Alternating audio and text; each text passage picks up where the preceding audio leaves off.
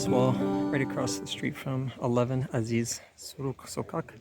You can see this description that actually Mark Fairchild has interpreted, I think written up something on it, and it says that King Leo, the Byzantine times, and Constantine, they gathered and stopped the Arabs coming in and were victorious. In reality, he says that they were, the city fled, and then also the Arabs fled. And so this is a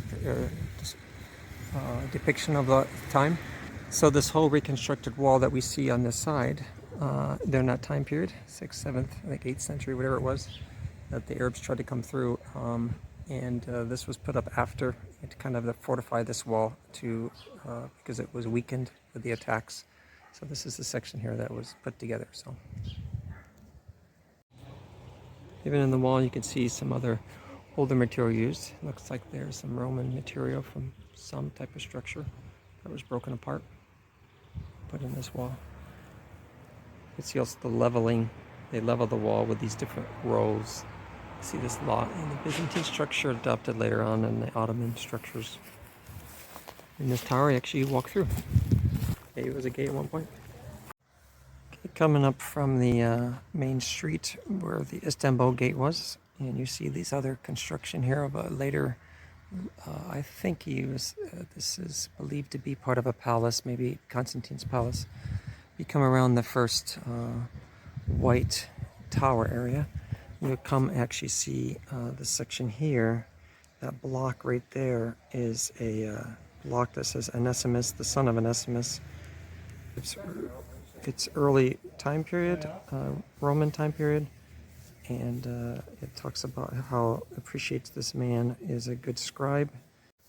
So I get a closer picture here. You can go, and if you turn this way, I'll turn the video this way, and actually it's saying Onesimus, son of Onesimus, and it's a Greek writing there on the side added in. So Onesimus means useful, and even in Paul it says he was useless to you, and now he's useful for me. It's a play on words on his name, Onesimus, and there it is in Greek. It's not that Onesimus, but there's someone else like that who was a servant and a scribe during that time period, probably 3rd or 4th century. This is where it comes from.